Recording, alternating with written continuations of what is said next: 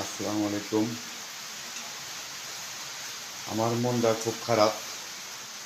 এই কারণেই যে সকল ভাইয়েরা আল্লাহর অলিদের মাজার ভাঙচুর করতেছেন,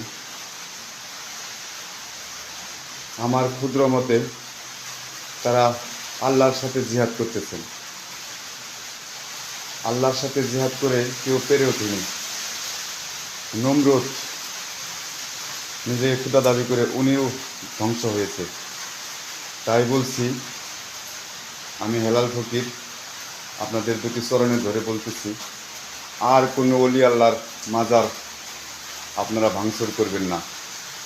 আল্লাহ তাআলা ছাড় দেয় কিন্তু ছেড়ে দেয় না।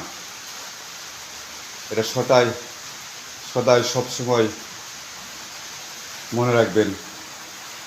এই যে আল্লাহর সাথে জিহাদ করতেছেন, আপনারা বেহেশতের দাবি করেন। এই আল্লাহর সাথে জিহাদ করে কেউ পেরে ওঠেনি। যত মাজার ভাঙছেন আল্লাহর কাছে ক্ষমা চান। যদি উনি অনেক দয়াময়, উনি আপনাদের ক্ষমা করে দিবে। তাই আর কোনো মাজার ভাঙচুরের চেষ্টা কি মনে থেকে ধুয়ে মুছে ফেলে দিন। আর আল্লাহর কাছে ক্ষমা চান, উনি ক্ষমা করে দিতেও পারে, কারণ উনি ভীষণ দয়ালু।